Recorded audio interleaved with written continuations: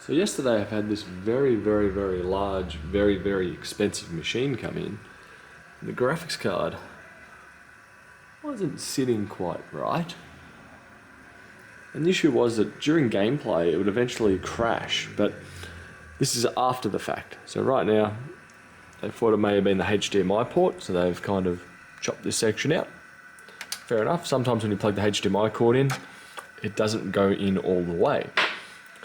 So since then I've taken this 2080 Ti out and plugged it into another machine, and it displayed.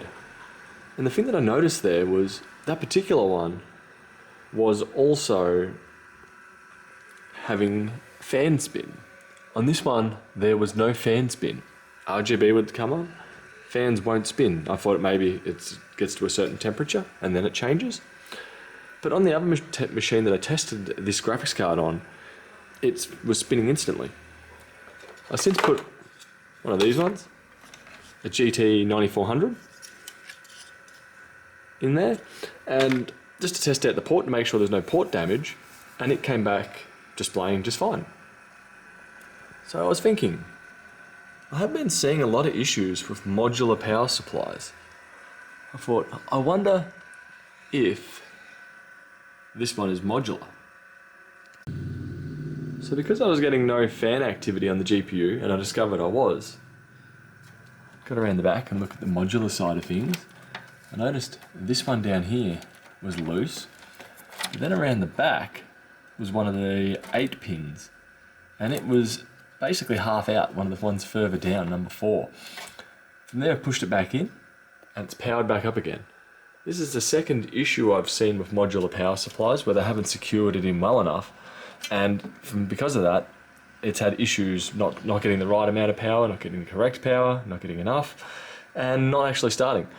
But that one I saw was an AM5 build, all white, and the white 24 pin was out, quite like this actually.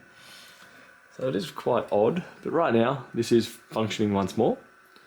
So definitely do be careful with your modular power supplies and how tight you're pulling those cables after you've got the power supply installed, as you definitely might pull these out.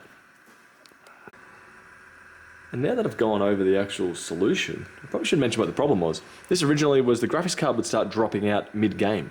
So I'd be playing a game, it was Old World getting played, and they'd be playing the game just fine, and next minute the picture would cut out, game audio would continue, chat would continue, the game would continue, but there'd be nothing on the monitor.